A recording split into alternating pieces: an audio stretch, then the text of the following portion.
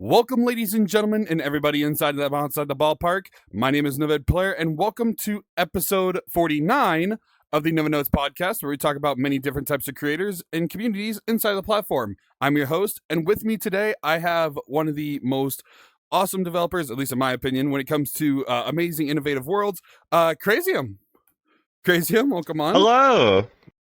Hello. I'm happy to be here. It's great talking with you. Hello. How's it going? It's going. No, thank you so much for coming on. I'll say for the general listening audience, who exactly is Crazium and what exactly do you do inside the platform?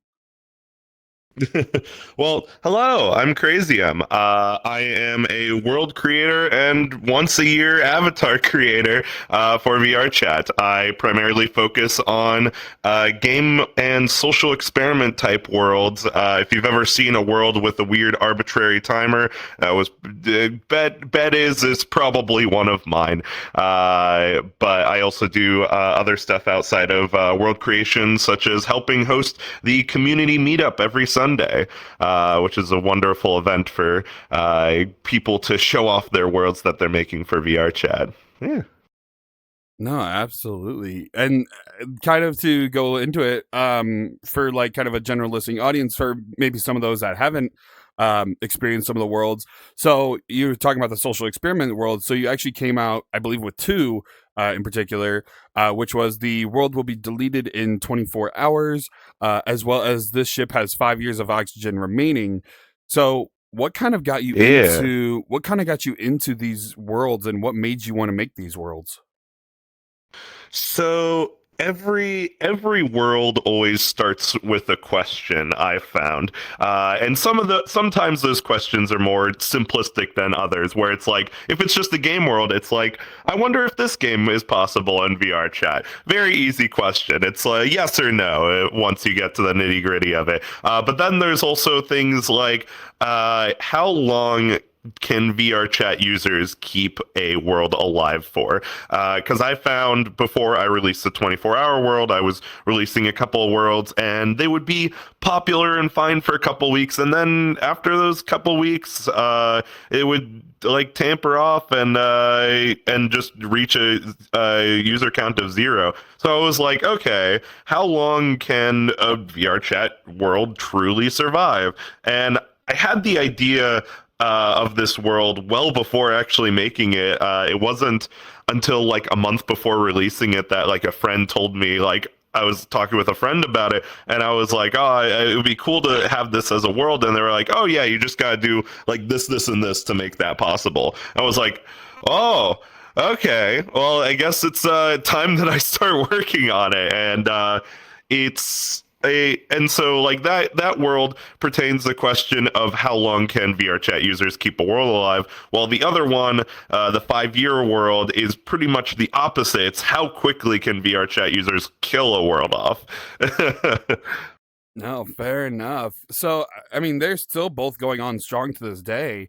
So out of curiosity, how long has the 24-hour one been up and running?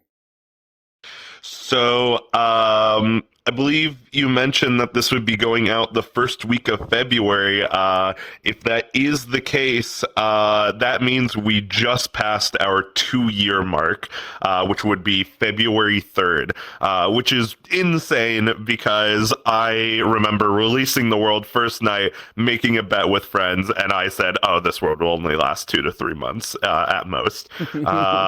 And people really love pressing that button. They really love keeping it alive, and I've slowly shifted over to the side of this world is probably never gonna die.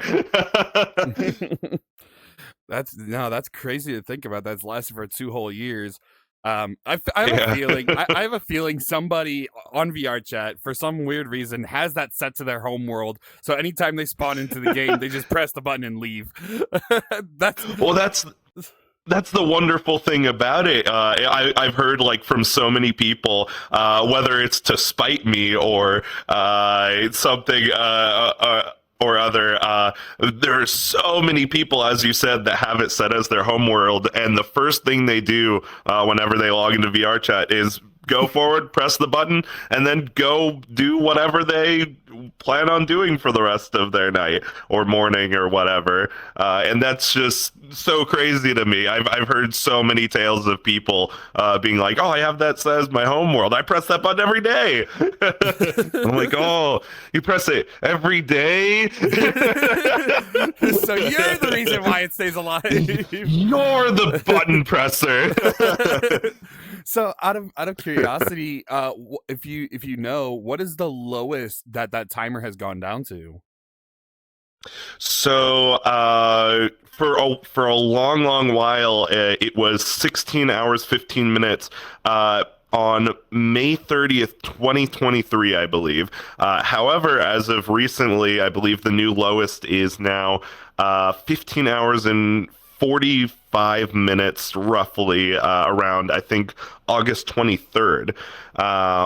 So it took a while. It took about a year and a little under a half, but it finally got to a new lowest. We finally saw the 15th hour, or at least somebody saw it before they pressed the button. Fair enough. Yeah, because if I remember correctly, there's a bunch of things that happen in world like every time it goes down, correct? That's how it works? Yeah. Yeah, so that's the craziest part about this world is that there's an incentive to let the timer die. It's or let it get lower, where the world changes, whether it's a big change or a small change. Some of the stuff that like players have already seen is that rain will just start like as the hours go down, more rain will pour down. The well will open up. There's a whole lot of little secrets in the world that reveal themselves as the hours go down, and there's a 15 hours worth of secrets that nobody has seen still. Yeah, so I can't really put footage of that because nobody has seen it. So you'll have to be there if it ever goes down that low. But no, that's crazy to think about. No pun intended. But I get it all the time. That was so not intentional. I promise that was not intentional. I'm not a puns person. But no, that's cool. That's there's so much to explore with that world, and if one person in VRChat presses that button, nobody will get to see it. It's like the ultimate gatekeep. Like,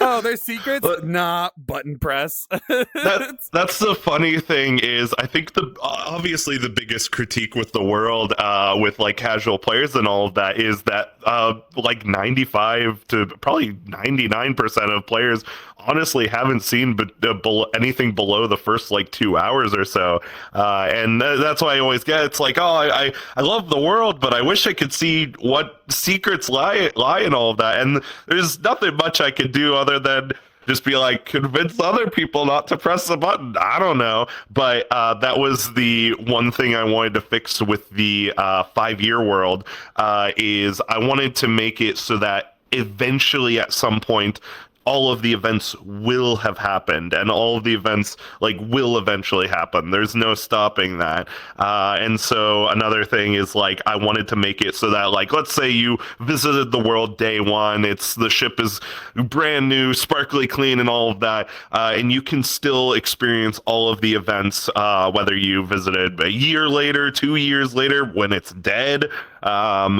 So it's a big thing of like, players still get to see everything that has happened and is going on. Mm-hmm. It's a question of when they'll be able to see that. Fair. Well, I guess kind of to ask a question in that regard, because you said it was a matter of when, have you ever thought about, especially now where we're at in VRChat with persistence, have you thought about making a version, when that version dies, have you thought about making a player persistent version? That way they can kind of see how long they can personally like take it down and etc.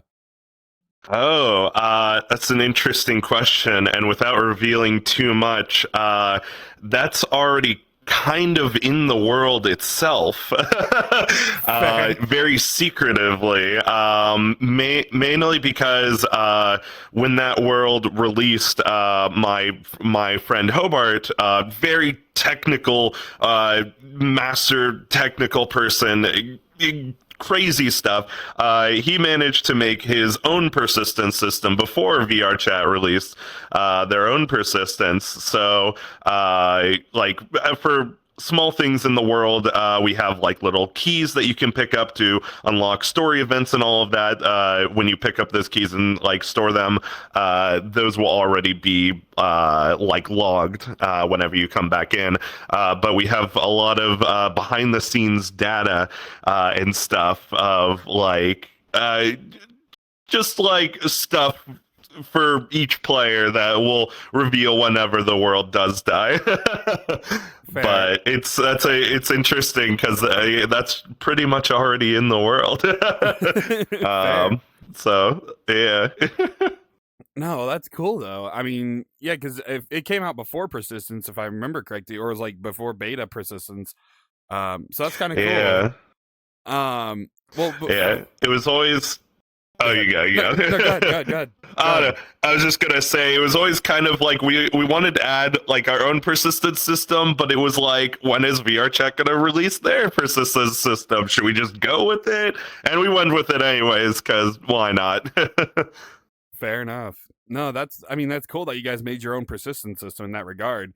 Not a lot of world creators can say that. So that's, Without Hobart, I certainly wouldn't have been able to. That's for sure. Fair enough. No, so before we go too far into the world side, one of the questions I do want to ask, what got you started into VRChat, and what got you into VR in the first place? Ooh, so I think the time where I started actually doing VRChat stuff versus the time that I started playing VRChat, I remember the last night, New Year's Eve 2020, I had a scare at work where one of my coworkers I worked closely with got COVID, so I had to go and get tested for COVID on New Year's Eve of 2020. So I got tested, and unfortunately, I had COVID. So I was in isolation for the next 2 weeks, and I looked at my headset. I was like, I haven't touched that in a while. Let's see what's going on New Year's Eve. And I joined in on VRChat's New Year's Eve for 2020, at least for some of the night while the servers were up.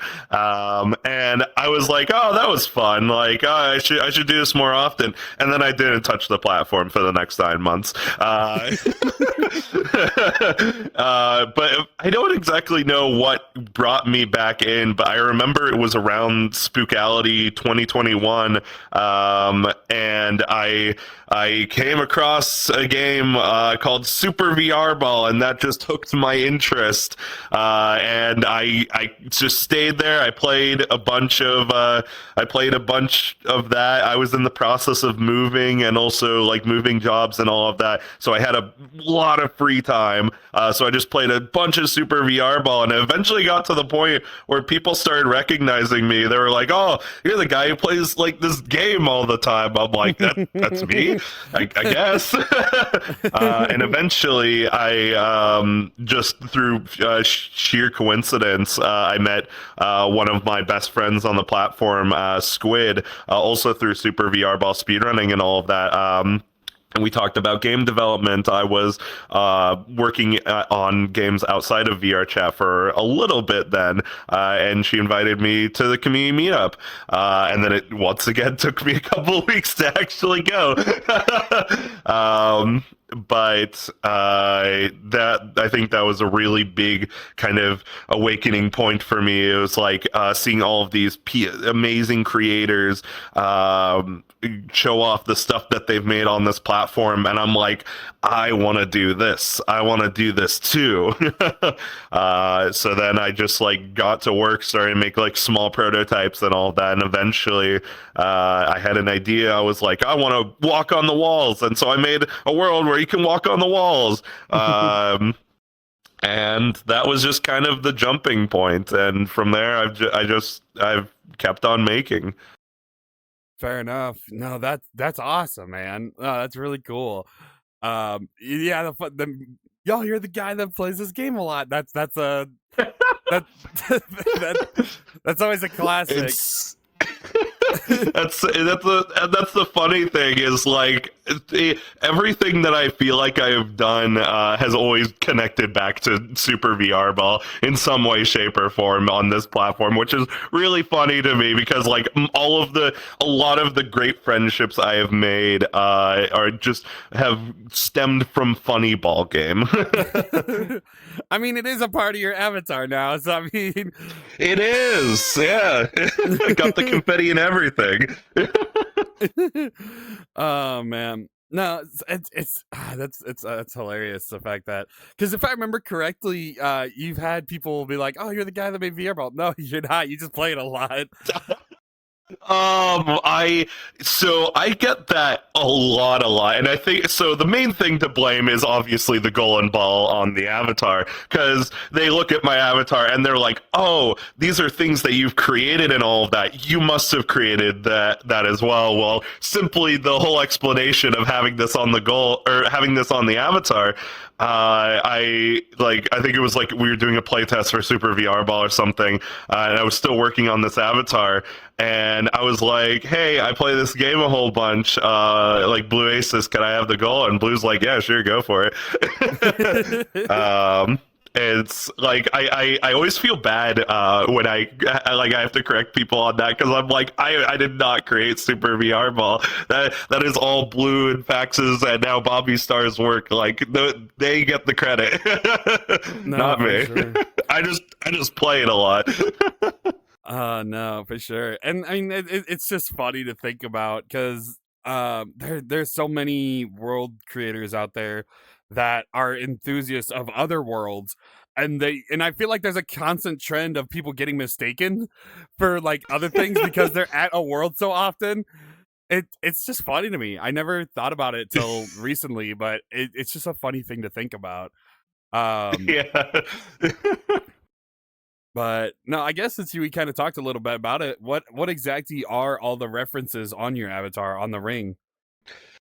As I always tell people when they come up to me and they're like, "Oh, you have a cool avatar. I have a whole bunch of bips and bops and things and on this avatar." No, it's a bunch of stuff that is just kind of defines my life, at least at the moment. I guess starting from the Super VR Ball goal, I play Super VR Ball way too often, so just having some sort of homage to that, my start on this platform. Of course, I had to have that on the avatar.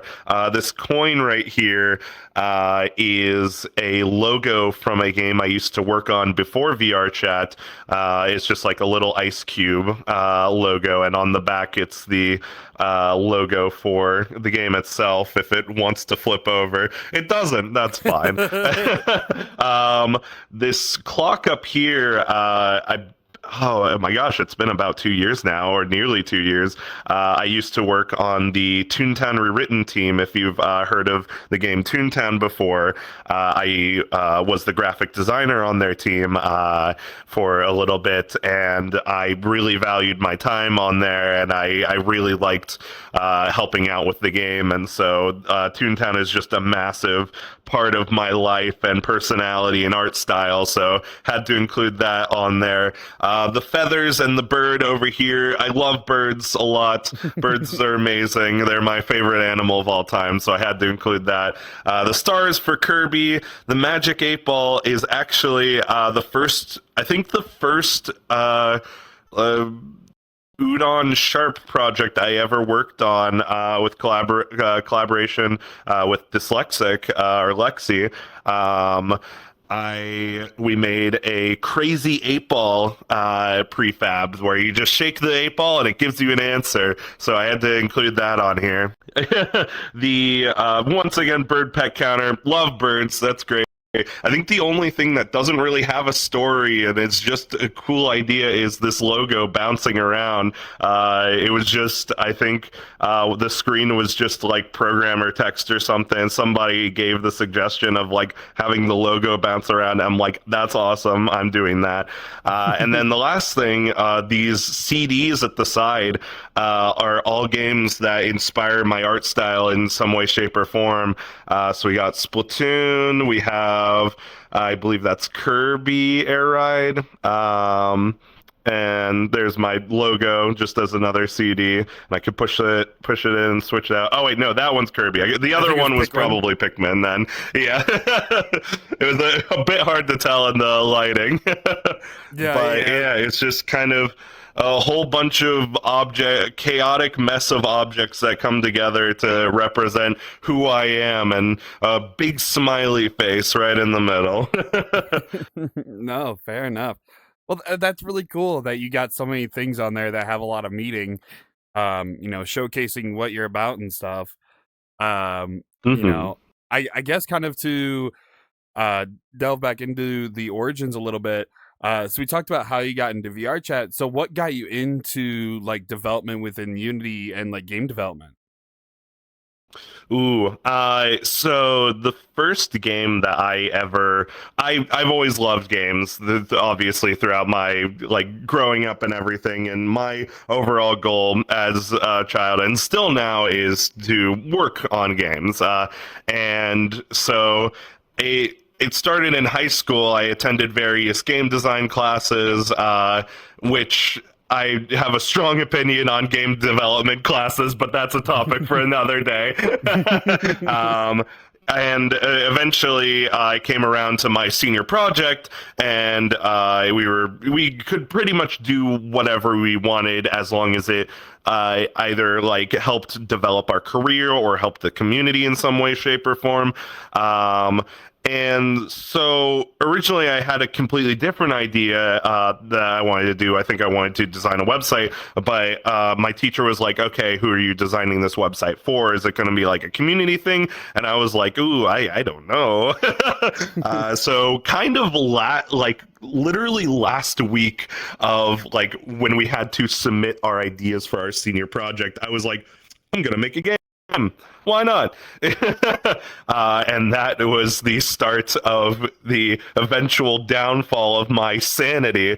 And uh, so yeah, I decided I'm gonna make a game. Like I'm gonna finally do it. And so I picked Unreal Engine, and I took a nearby college course on 3D modeling.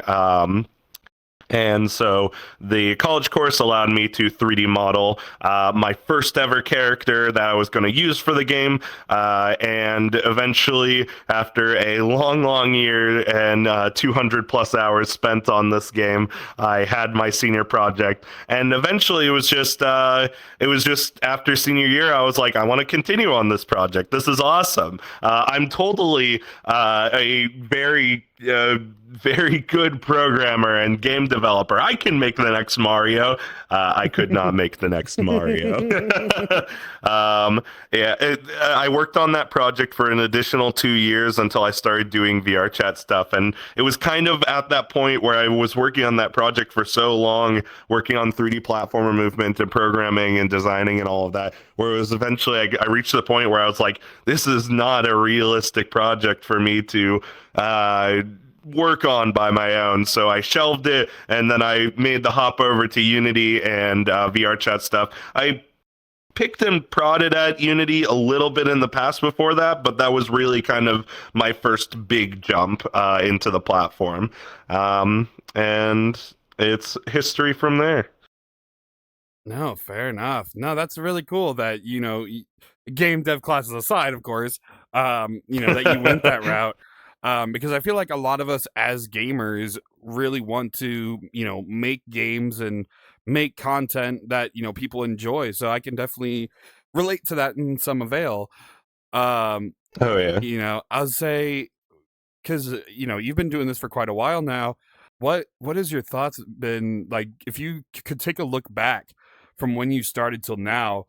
Like, is there anything that comes to mind that like you would tell your past self, like when it came to from back then till now? That was a weird way of phrasing Mm. it. I No, I got you. I got you. Oh man. So I always have an opinion on projects that when they get shelved or I just stop working on them, that as long as if I worked on it, it's not a failure of a project because there's probably something in that project that I learned to help my future self. And that's the thing is like I worked on that project for 2 years or so and completely stopped the whole project. But if I didn't do that, I wouldn't know anything about programming. I wouldn't know a lot about like getting characters into a game and all of that. Um, there's a lot of stuff that from failed projects that I've learned to help my future and current projects succeed a lot better. But if I had to go back and do stuff differently, um, I would probably tell myself to scale back a little bit. I think Fair. that's a big thing. Working on smaller projects, first and foremost, just making really small things and building up from there. But I know younger me would have just pushed me off to the side and said, "Shut up, dude! I'm making the next Mario." Uh, Oh man, no, that's it's really wholesome in a way. Because as creators, something that I've seen and heard about numerous times is people being led to burnout, and things. And mhm. I'm not, faltering, or that's what's the word. I'm not prone to not have burnout myself. I've burnt out a few times, with everything. Um, I burnt out many times. yeah, I was like, it happens to the best of us. So I guess Oh yeah. one of the questions I wanted to ask in that regard, since we're kind of going into this topic, what's something that helps you with burnout? So I've realized, I mean, I've kind of known it for a while, but I think the past year or so, I've been able to manage it a lot more. I can't force myself to work on a project I don't care about, and that's not the greatest in some scenarios because there are just things that I need to work on, and I need to force myself to work on. But if it's like a personal project where it's like it's my own thing. It's not anybody else's thing. If I don't want to work on it, I'm just not going to work on it. I'm going to go and work on something else, which is good and bad because it means that I get to work on the stuff that currently interests me. And right now that I've been getting a lot of work done on 3D modeling it for the past couple weeks, working on new projects. But the problem with that is that means that there is a project right now that is sitting at about 95% completion. The game is fully playable and everything. We've play tested it, we've bug fixed it. It is playable. You can do multiple rounds. It is practically complete. It just needs the extra coat of polish. But the problem is every time I open that Unity project, I'm like, I don't want to work on this. I'm not working on this today.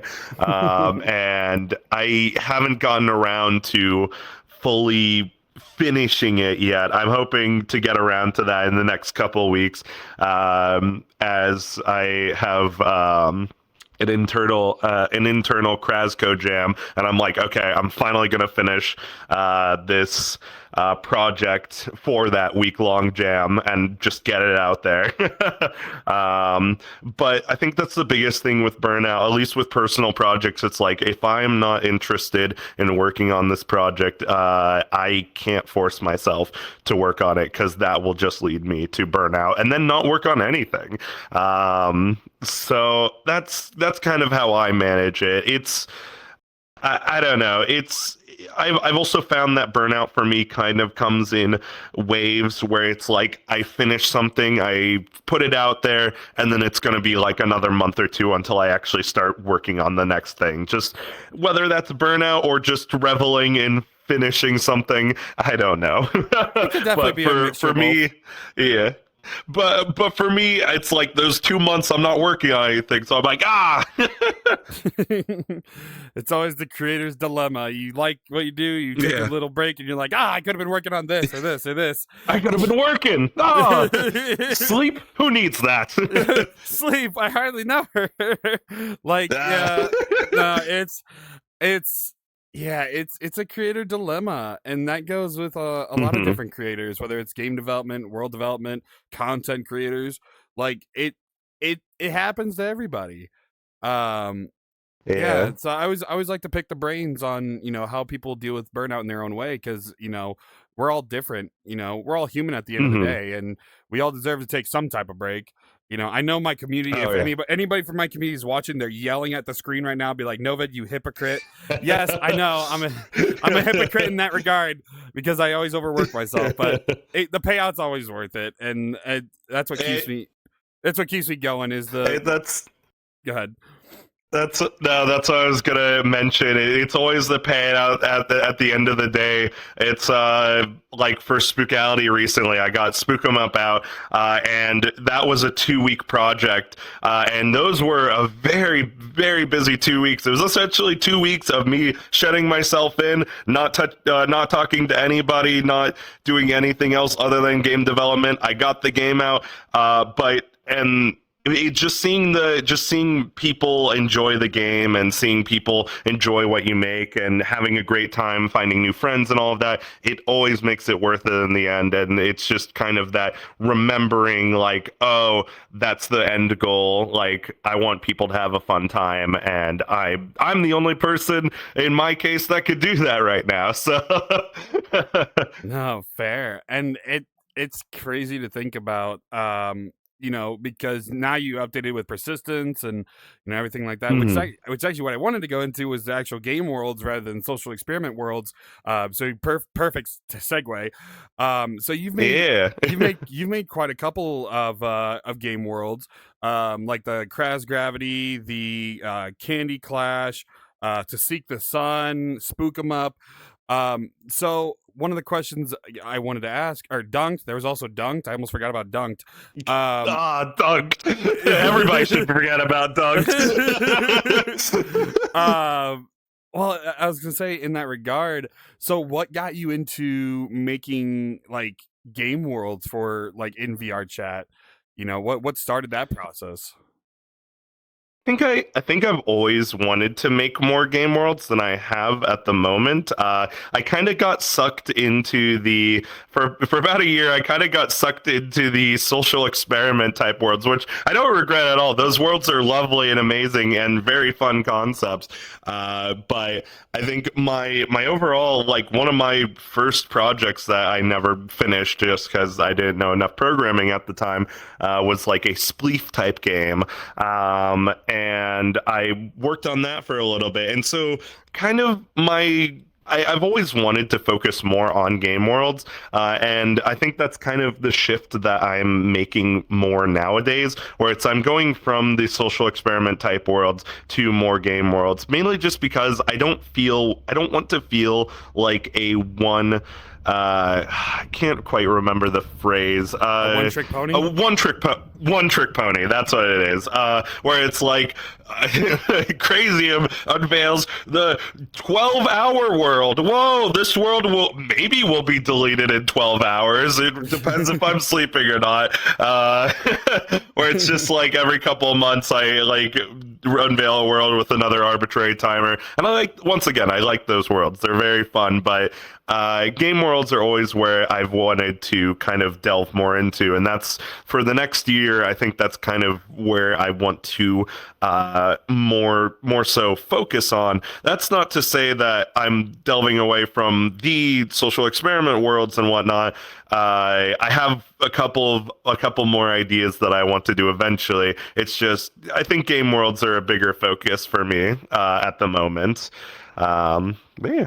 Fair enough. No, yeah, absolutely. And I mean, at the end of the day, right?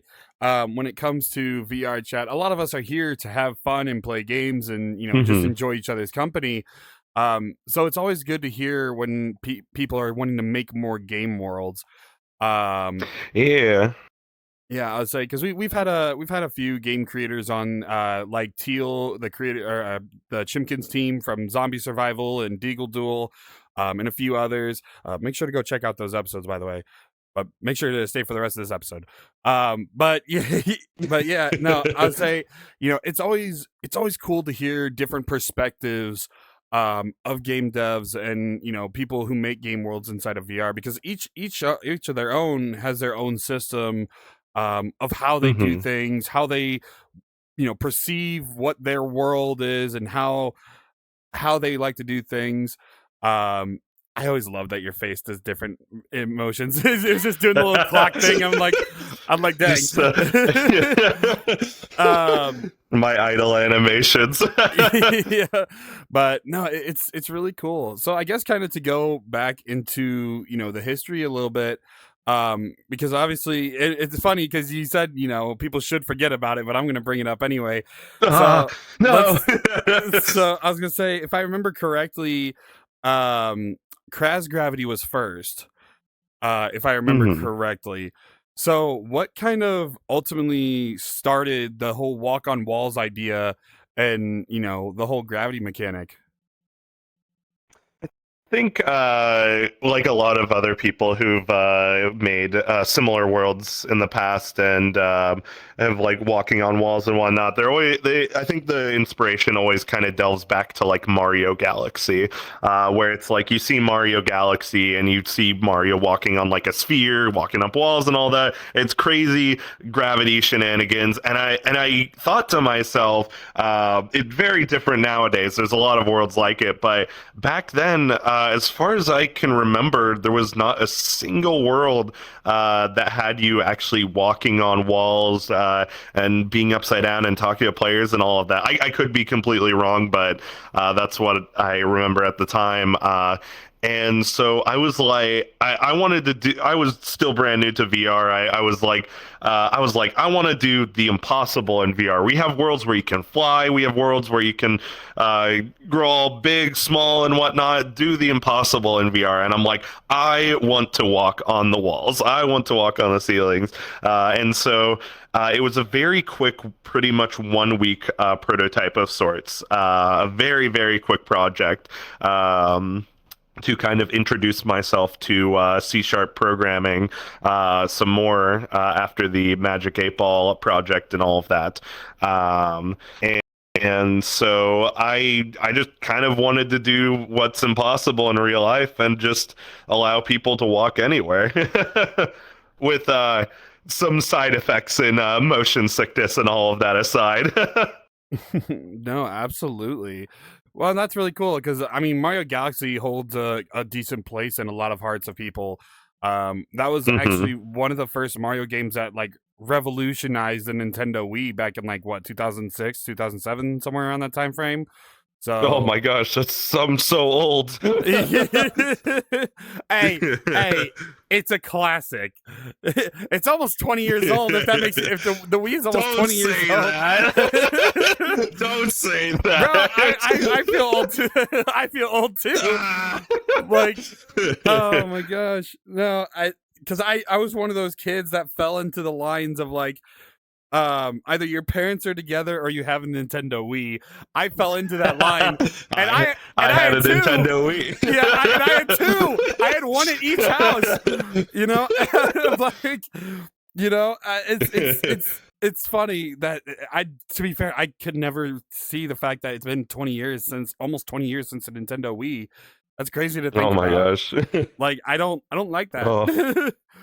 Oh. God, making myself feel old, and I don't even.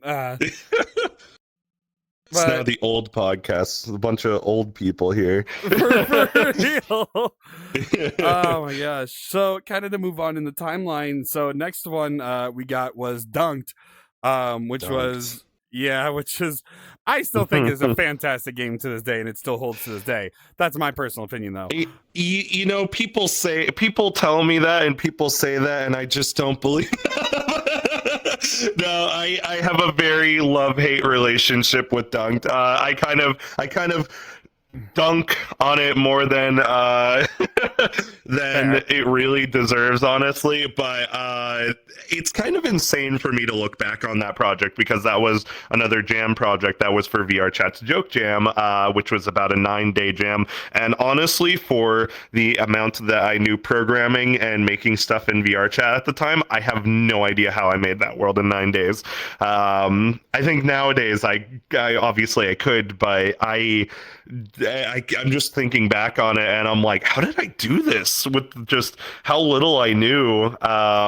And for the most part, the game kind of works. There's a lot of things that would need a coat of polish. I think the game just needs a whole overhaul and everything. I think one of my biggest mistakes as a game developer, as I was testing out the remote control mechanic and moving the balls around.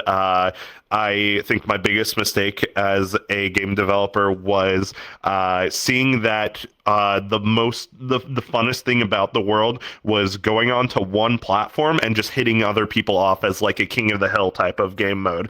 I think that would have been way more fun than the current state of the game. But you live, you learn, you make projects. Once again, learn from your mistakes and all of that. I don't know. Dunked is just like it's very much a love-hate relationship where it's like I'm glad that I did it, but I do not advise anybody to play that game world. So if you see a random surge of visits on the world, you'll know why. Dunked players. Dunked players. Oh my gosh.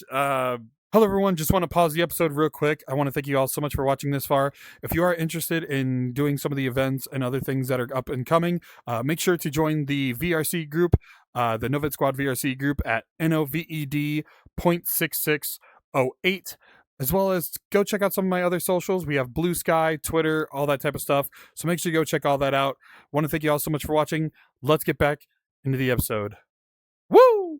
It's just it just becomes a meme of like VR chat worlds because it's funny that you have a love-hate relationship with Dunked, because I feel like a lot of world creators have that love-hate relationship with at least one of their worlds, right? And Oh yeah. whether it's like just a game world or if it's just like a chill world, whatever the case may be, there's always one world that like yeah, I could have done better. Like we don't need to look at that one. We don't need to discuss that one. Fair enough. Well, we kind of already discussed you kind of already said how you worked with like ToonTown a little bit on the reimagined side. So one of the next worlds that you did upload was Kaboomberg. Yes. So that was while I was still on the team. ToonTown Rewritten just released one of their, or I guess the second part of one of their biggest updates to the game. The ToonTown team is incredible. I love them all. They're insane for putting out such a massive update for a community-run project, and I just have so much props for them for that. So, kind of as a bit of a gift, when that update released, one of the new areas in the game known as Kaboomberg, I wanted to port that over to VR because just seeing something like that in VR, seeing their creation in VR, I thought would have been very, very cool, and I think it was. It was just, even from my perspective, I wanted to see it in VR. I wanted to see the scale of everything. That was an interesting project because porting things from an engine made in 2003 over to modern day Unity proved to be a lot more difficult than I thought it would be. But it worked out in the end. Oh, fair enough. I'll say, yeah. And I didn't know. I think we may have talked about it in passing about you working with ToonTown, but I think that's really cool because there's a lot of good old games out there. Not to make you feel old, but like, I mean, between like what there was back in that day, there was like ToonTown. There was oh gosh, I'm trying to remember what era that was in. There was a lot. Disney had a whole bunch of old MMOs around that time. They had ToonTown. They had, I think Club Penguin was a bit later. They had like Pirates 101. Yeah, Wizard 101. Stuff like, yeah, Pop Tropica, Habbo Hotel. It was just that early 2000s era was a big boom for like massive online multiplayer, Fusion just Fall? whatevers. Fusion Fall, hell yes. My gosh, I still, to this day, I don't talk about this a lot. To this day, I still want somebody in VR chat to recreate some Fusion Fall like worlds, because man, that game was my shit growing up. Like I love that game, man. Like I was young, of course, so like I was like, yeah, like, Cartoon Network, MMO, yada yada yada. But like it was, oh, dude, to this day, I still wish they brought Fusion Fall back. Like, especially with I how think, Cartoon Network slowly on its like downfall, which is very unfortunate. yeah. Um, because I mean, a lot of people in my generation and younger generations grew up on Cartoon Network, so it's Hmm. like to finally put it down to rest and it's finally dying down. It's very unfortunate to say the least. Um, Hmm. would still love to see a Fusion Fall game, even with the newer like cartoons and stuff like added in. Um, bro, knock on wood. If we hear of a Fusion Fall style game in 2025 or 2026, I came up with the idea. Anyway, no, but Trademark it now. Trademark it now. trademark it now. But now those type of games were definitely a legendary history. Hmm. Definitely like peak internet times when it came to like Oh yeah. a lot more peaceful times to say the least. The internet was still a wild west, and just people throwing ideas and seeing what stuck on the wall was incredible. No, but yeah, it's with like Toontown in specific. It was such a bizarre experience because like that was a game that I grew up with, and then like in when I was like 2021, just like working on it and doing graphic design for it, I'm like, oh my gosh, that's insane. No, that's what's up, and that's really cool. Like, hopefully you got to see a lot of the creative side of things when it came to that, and hopefully it, Hmm. inspired you to, keep going when it came to things. That's really cool. I don't Oh know. yeah. I'm kind of all giddy. I'm like, dude, that's awesome. Like, I know a person that worked on the reimagined stuff. That's cool. Like, but I mean, at the end of the day, right? Like, we're all people at the end of the day. We just all do amazing, fun stuff. Like Hmm. I know somebody who used to work at the Pokemon company. I know Oh somebody wow. who've worked at Sega for about 2-3 years. Like it's kind of crazy at the end of the day. Like, and don't get me wrong, like if you would have asked me, or if I would have met these people like probably about 10 years ago, I probably been like a lot more giddy and a lot more fanboyish. But I've come to learn at the end of the day, we're all just people and we like to do our It's all passions. just people. Yeah. Well, that's I always tell people whenever they meet me in like a game world or something, they're like, oh my gosh, it's crazy. I'm like, congrats, you've met a nerd on the internet. Because that's all I am at the end of the day. I'm just a nerd who likes making stuff. Oh my gosh. No, something I would love to see on VR chat. And content creators, if you get on this, get on it. I'll just give me some type of credit in the credits. I would love to see a content creator or a film studio in VR chat do a King of the Nerds style like show, but with VR chat like creators. Oh my I gosh. would love to see that. Like it's been an idea on my idea list for a while now, probably for the past like 2 years, because I watched King of the Nerds, because I had um one of my friends, I can't remember what the relation is. What is there something regarding one of my friends' siblings or something go on that show, and I was like, Oh okay, wow. I'll take a watch, and I'm seeing like familiar faces. I'm like, oh, okay, I know that guy, I know that person. Oh, Jaywitz. Oh, that's cool. I love fucking Yeah. Pokemon, like, and I'm like, this would be really cool if you took a bunch of VR chat people and did the same exact thing. Even if it was like obviously not a full production, but like a stage type of production, where Yeah. the challenges is real, but like you do it like maybe like a weekend or something as like a small little teaser thing or something. I think that'd be the coolest thing ever. Um, Hell yeah. but anyways, back to because yeah, there's tangents on this show, obviously. Um, but kind of going on after Kaboomberg, it was actually if I remember correctly, it was the 2022 Spookality with Candy Clash, was after that one. Yeah. So what kind of got you? Yeah. Because this was actually like being the third game world. with its own fancy title. What was kind of the thought process into Candy Clash? So I think I'm very much motivated by jams and whatnot. You give me a small period of time to make something, and I will be crying for 2 to 3 weeks making that thing, and then be happy that when it's finished afterwards. But that's the thing is like I saw the jam going on, and I'm like, I want to participate in that. Yeah, why not? Like, let's make another game world. I remember the main inspiration behind that world was a Google Doodle from like a couple of years prior. It was just this multiplayer game where you go around as a ghost collecting, I think, little spirits and bringing it back to your base. And it was just a competitive thing with two different teams, and I always thought that was a lot of fun. And I remember playing that in computer lab. Sorry, teachers, with a bunch of friends.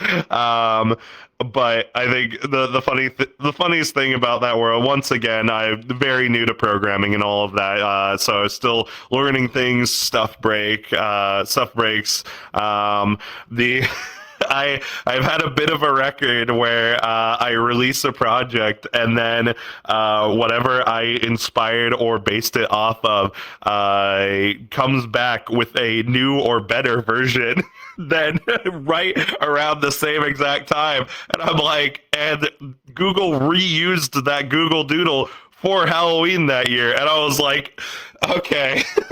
The timings on that is funny. Right. The irony But itself. it's, yeah. Because at that point it was like 4 or 5 years old, and I'm like, oh, Google's probably forgotten about it. Like, I'll take inspiration and like remake it in VR, and then of course the year I do that is the year that they bring it back. No, that's But yeah. crazy. That's crazy to think about. Um, yeah, no, the timing of that could not have been any better, realistically. So that's funny. And that was the first time timing has screwed me over in some way, shape, or form. Oh, so there's been multiple instances in that case. Oh my gosh, yes. It's gotten to the point where it's like I want it's forced me to want to make more original stuff without basing it off of anything in particular. However, at the same time, I'm thinking to myself, well, if I want to see a company bring back a game or something, I should really make it in VRChat, because they will announce it the same week I release. Right. Yeah, no, that'd be interesting. Um so kind of to move on, because this is where you started to make your more social experiment worlds, like the world will be Yeah. deleted, and the ship has 5 years, but you also did have a 2 week project, or event I should say, which was Placeholder. Yeah, uh placeholder. That is the second time where unfortunate timing has struck me. Because I think when we started the project in July-ish, for context, placeholder is pretty much r/place in VRChat as a 2 week event. When we started development of that in July and pretty much got all of the pixel placing stuff figured out by the end of July, Reddit announced we're bringing back r/place, and Omar and I were like, "Oh, yippee! Oh, great!" And so one of the things that I wanted to do to make the event special and also add an additional 2 months onto the calendar of like that event, is since it was going to be strictly a 2 week event, I wanted every day to be special and have a different table set environment. So from ranging from stuff like building blocks to Dungeons and Dragons Day to a replica of a cardboard replica of the forest from the 24-hour world. I wanted to make that a very special part of the world where it helps keep people coming back to the world and just being interested in it for the whole 2 weeks. And I think that really helped our case quite a bit. It made the event very special. And luckily, we were like 2 months since Reddit did their r/place. So the timing wasn't too bad, I guess. Yeah, I mean, But yeah, that was a lot of work for a 2 week event, mainly with 3D modeling. I think that's still one of my biggest projects in terms of 3D modeling on the 3D modeling side of things. But that project holds fondness in my heart. oh, for sure. No, I would say it's unfortunate about the timing situation, of course, but I mean that's still a Yeah. cool, that's still a cool concept. Um, I would say, is there any other plans to maybe bring something of that caliber back when it comes to things, or do you think it's just going to be a fully archived and done So type of deal? I think I'd want to bring it back eventually, but not as the same thing. There would definitely be some sort of twist, or something. It would probably once again just be a short time event, like 1 to 2 weeks. And I have an idea of what that twist could be. But I think at the moment, it just doesn't currently align with what I'm working on at the moment. So it's like it's an idea for the back end. Maybe one day we'll bring it back. Who knows? No, fair. That's fair. Well, hopefully, we'll definitely see some, more things come in that direction. I'll say we Hmm. still got a few worlds that we haven't talked about. Because after that placeholder event, you did do the ship has 5 years of oxygen remaining, which we kind of already briefly talked about. Yeah. Um, but I would say the next two worlds, which are ironically enough, they are probably my favorite ones you've done.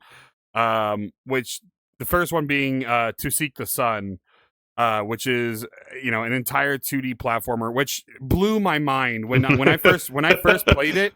And like, to be fair, I was facing the wrong direction. I was like, okay, it's a black void. And then I turned around. I'm like, oh, there it is. Like, Oh, there's the game. yeah, like Wow, Crazium, great work on this void. yeah. Well, like I had because I had saw the announcement for, like, I believe it was the beta or something like that. I was like, oh, okay. And I saw you in an instance. I was like, and I was like sick, and I was like, I don't want to deal with that many people. I was like, I'll pop my own instance, like my own private instance, and see Just what it's check about. it out. Yeah, and it blew my mind, and I'm like, bro, that's absolutely crazy. And it was for the, if I remember correctly, it was for the GMTK Game Jam that year. Yeah, for 2024. So that entire game, apart from it being ported into VRChat, was made in a time span of 4 days, which is insane. It's just, once again, it's a jams inspire me. Buckle down for a couple days and make something. And so I think that was every year I participate in the GMTK Game Jam. It's a wonderful game jam, and they have wonderful themes and prompts and whatnot. And it just it feels like Christmas being able to play everybody's games after it. And so my idea was pretty simple, but I felt like I went more complex with the art side of things for this game this year, rather than the programming side of things. And so I'm very happy with how that project came out, and it did very well. I think I don't know the exact number. I think out of about 7,000 projects, we were in the 100 to 300 range. I don't remember the exact number, but just seeing like how high we were out of 7,000 projects, I was very happy with the results, because one of the things is I participate in the GMTK Game Jam as a yearly checkpoint for myself. It's how much have I learned in the past year, how much have I done better, and so I've participated in it for about 4 years now, and every year I've gotten better in rankings. I've made better games. I made better everything. So it's been very fun to see that project and just people liking it and all of that. And I was like, I already made this in Unity. Let's put it into VRChat. Just had to switch over most of the scripts and make have a friend help me with the viewpoint stuff, and a 4-day project somehow turned into a 2-week port.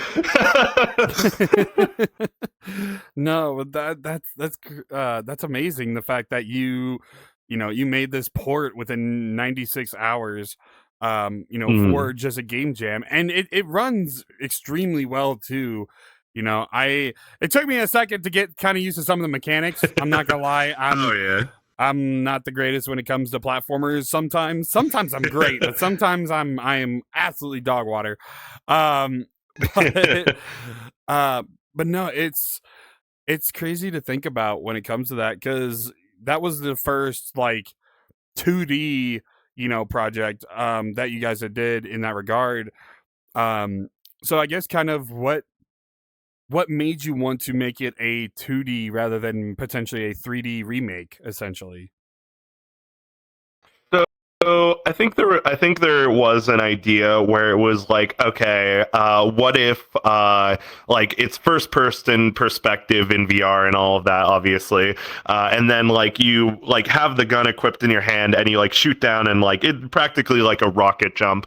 I think that type of idea. I was already busy working on a lot of other, or like a bunch of other stuff at the time. So it was like, I think that type of idea would have been suited more if I wasn't as busy at the time, or if I had a bit more time to be like, okay, let's make this into like a fully polished thing rather than just like, oh, let's just like port it over because it was already made in Unity, and so it wouldn't have been too big of an issue. So maybe one day in the future, I might go back and experiment with the idea a bit more as like an actual VR experience. But I think at the time it was my main goal was to just port it over to VRChat as is and try to keep it as one-to-one with the original project as possible. No, fair enough. And it's like I said, it's a very cool thing, because with that, granted, I've started the wrong way, so that's my fault. But to something I've been realizing in 2024, particularly, there's a lot more worlds that are more innovative when it comes to that 2D, Mhm. style of, things, whether it's, to seek the sun or Neo worlds, like Mhm. it's absolutely crazy what this platform can do, and people not even realize it, Oh so yeah. um it's definitely a crazy thing. Yeah, that's a thing is like I saw Neo Worlds being developed from nearly day one and all of that, and I remember when Widget showed me, I think it was during placeholder, he showed me like the prototype and a couple other friends, and I'm like, dude, you need to make this into something. I will strangle you if you don't make this into something. No, hands down. No. And yeah, it's been incredible seeing people just absolutely loving that project because like it really is just like it harkens back to once again early 2000s internet MMOs and all of that, but it's just such a different thing in VR where it's like, this is VR chat? What?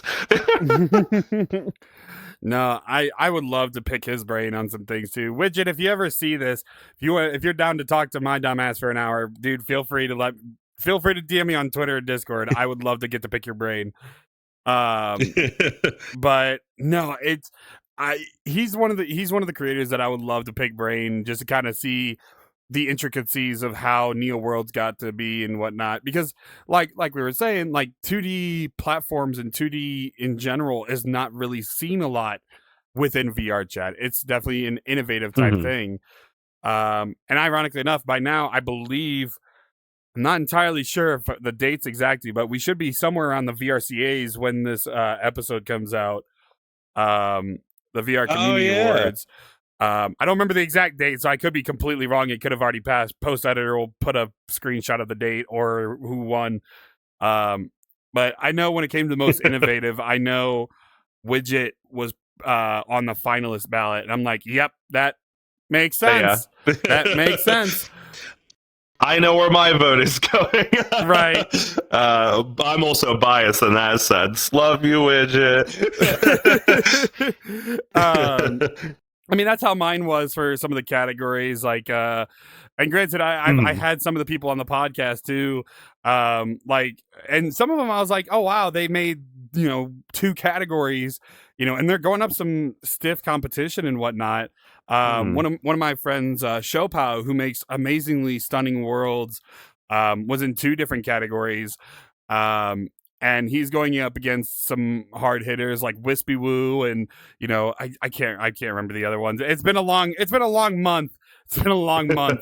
There's been like 15 events within a matter of literally 2 weeks. It's oh man. But no, like I was like, man, it's hard to choose sometimes, especially if you got, multiple people that you look up to and stuff. It's definitely a hard one. This year was there's a lot of hard hitters when it comes to that. But no, big shout out to all the amazing world creators that make this platform. I love getting to talk with world and avatar creators, because realistically at the end of the day, we're all people, but we also make this platform and what it is. I don't know. I just like talking to people. I like to pick brains. It's incredible, because it's like you have pretty much it's like everybody just wants to create and like create something that they believe is cool, that they believe in, and all of that. And I think that's wonderful. No, for sure. I would say, because ironically enough, I have not been checking the time. We're actually a little bit over time, but that's completely fine. You might have you might beat Lund with my longest episode. Funny enough, because there's a few more things that I want to touch base on. So obviously one of the last published worlds as we're recording this was Spook 'em Up, which is the most recent one with the Spookology 2024. So what kind of made you want to create this Death Run inspired game? You see, Spook 'em Up at the moment is the opposite of Dunked. Spook 'em Up is my golden child right now.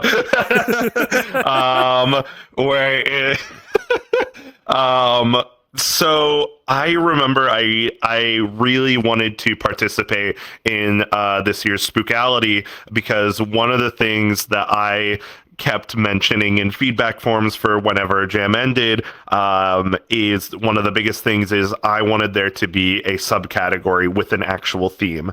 The Space Jam was just generally space related. The Music Festival Jam was just generally music festival venue stuff. And those are fine and all of that, but I really like more specific themes that it's like if somebody that's the thing is like Space Jam, just submit a space world. The Music Festival, just submit Music Festival. Fractured Realms, though, it's like nobody really has that as a world they can just automatically submit. And I think that's the biggest thing, is that it kind of forces people to think of new ideas and make something completely and brand new. And I loved what they did with Spookology this year, where they had the Fractured Realm category and then just the general Spookology category. I think that was perfect, because it allowed people to still submit Spookology stuff while giving people who wanted to make a brand new thing a different category to do so.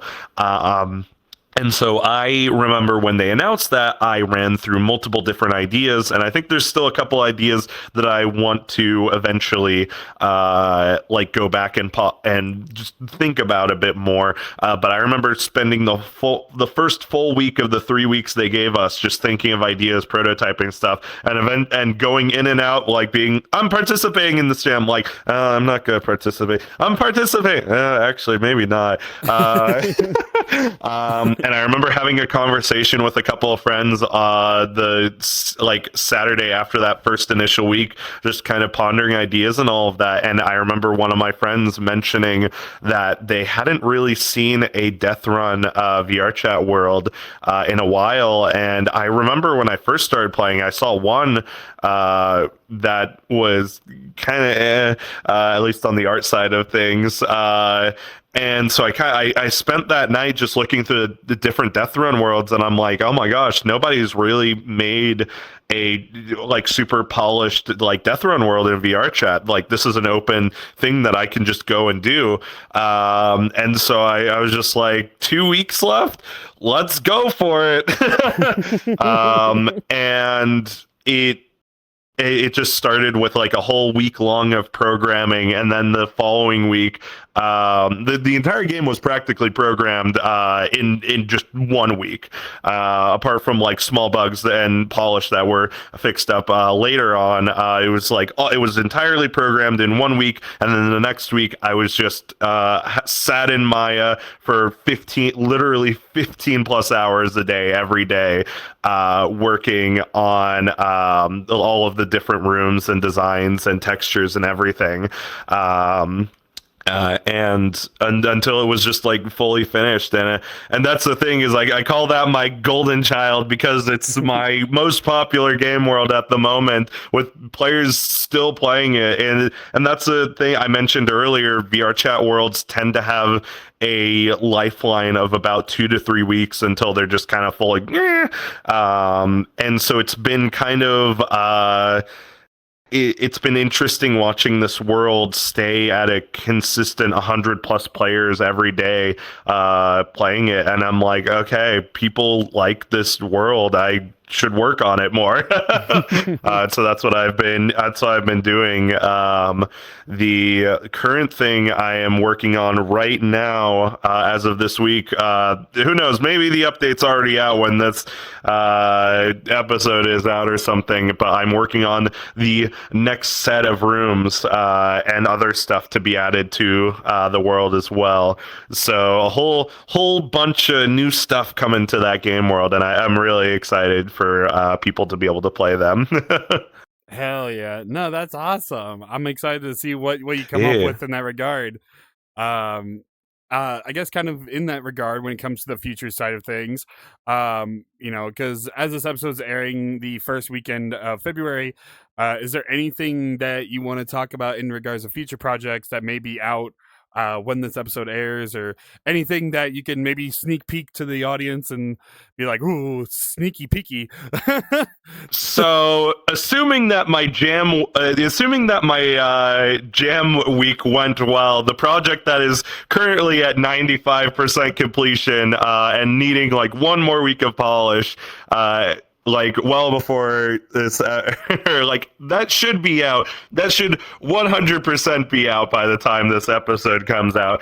And that is what is probably my stupidest project ever, the FitnessGram pacer test. Oh no! No! Did you? It is an idea that I am real. It's been an idea where I just check it every couple of weeks if anybody's made a world on it, and I'm like, how has nobody done this yet? This is a stupid idea, and I think people would love it. So it is essentially the FitnessGram pacer test, an aerobic multi-stage capacity, blah blah blah blah blah, whatever test, where it's essentially in the game, players have to swing their arms in a running motion to gain speed and run back and forth and back and forth.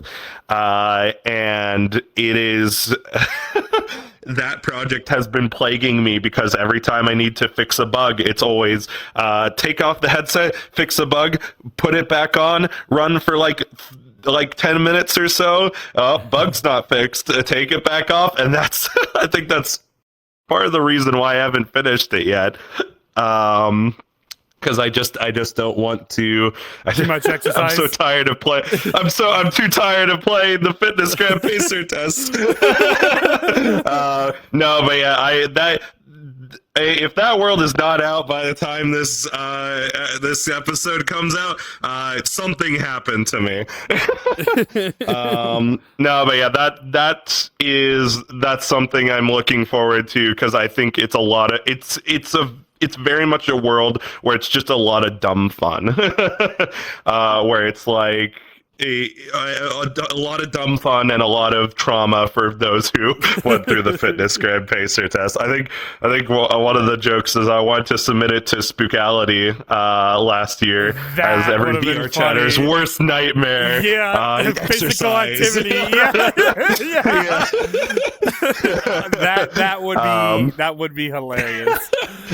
Oh my gosh. But yeah, that and Spook 'em Up are my current, or Spook 'em Up's next update are my current projects. More so Spook 'em Up at the moment. I'm saving the FitnessGram pacer test to be finished for a jam week that I'm doing. But yeah, I don't know if the Spook 'em Up update will be out by the time this airs.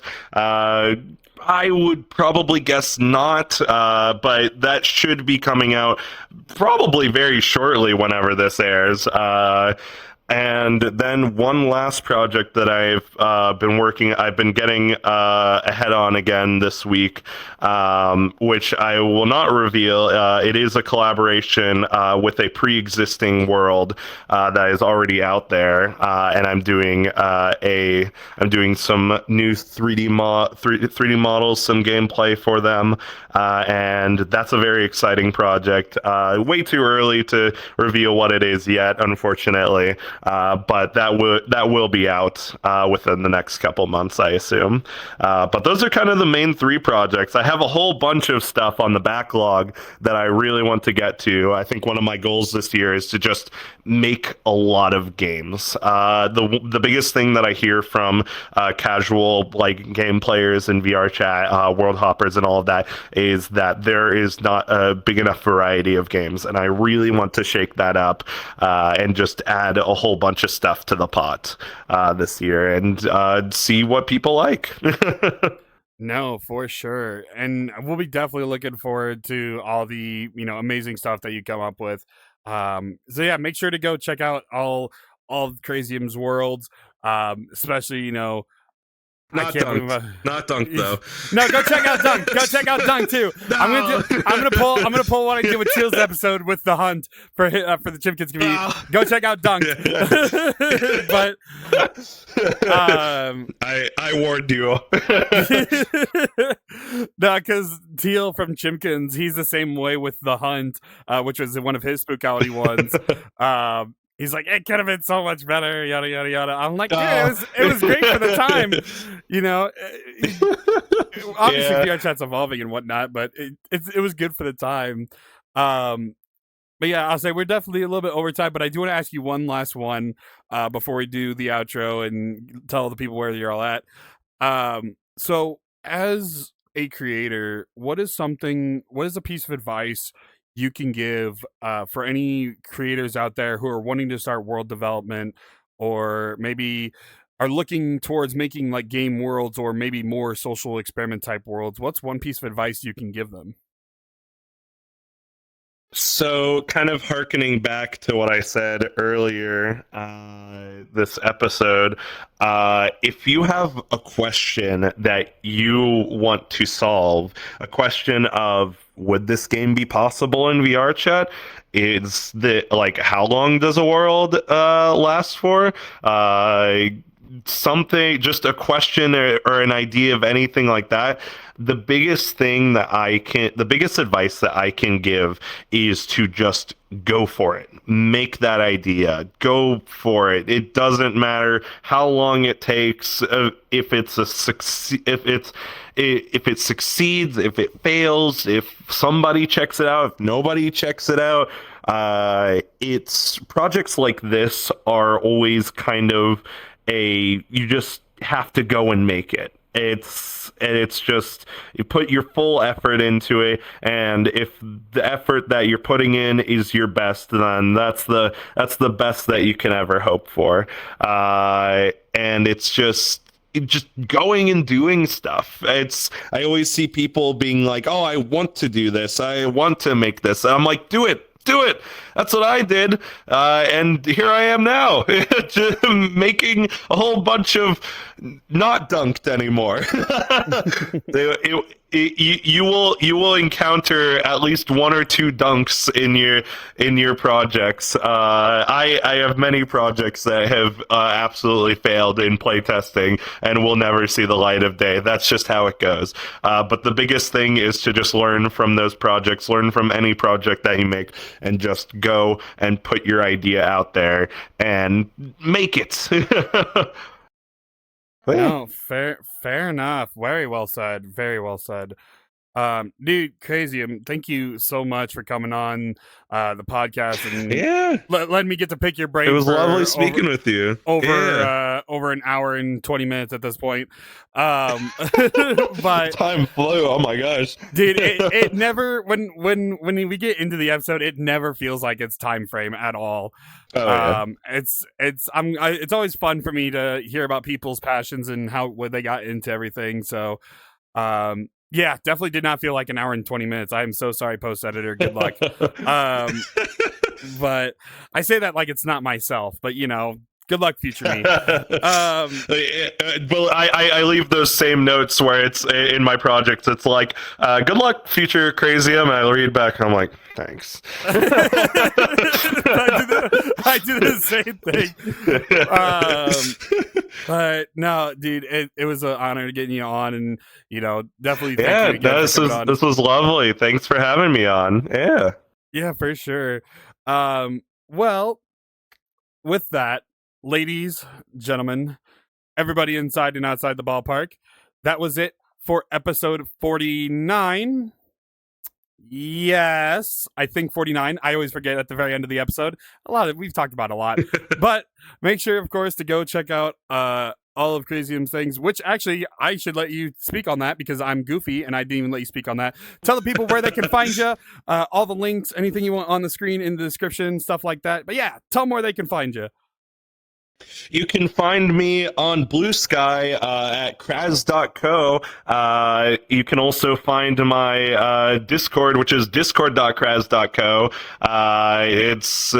Those are kind of the main two areas where I post project updates and all of that. If you're in VRChat, check out the Krazco community group because I run playtests every so often, and feel free to join us on that. And apart from that, those are kind of the main three areas that you'll be able to find me. If you ever have a question or anything, feel free to yell at me at Discord. I always like answering questions and just like answering what people have to question. But yeah, those are kind of the main areas you can find me. Thanks for having me on today. This was a pleasure. Of course. And of course, all the links will be down in the description as well. So make sure to go check out all of the amazing things. I'm tempted to make a world list of all the worlds, but we'll see. Might use VSC list, we'll see. But yeah, make sure to go check out all the amazing stuff. Comment down below, what world is your favorite that's made by Crazium? I prefer Don't dunked. Comment dunked. Anyway, but yeah, thank you so much for checking out episode 49 of the Noved Notes podcast. But yeah, of course, if you liked what we talked about, make sure to click the like button down below. Comment down below again, what's your favorite Crazium world? And of course, if you're coming back to some of the episodes, why not hit that subscribe button? You're always coming back anyway. But with that, do it. Finally. Yeah. With that, I want to thank you all so much for watching, listening, depending on the platform you're on. And I will see you in the next episode. Take care and peace. Have a good one. Welcome, ladies and gentlemen, to NovedPlayer.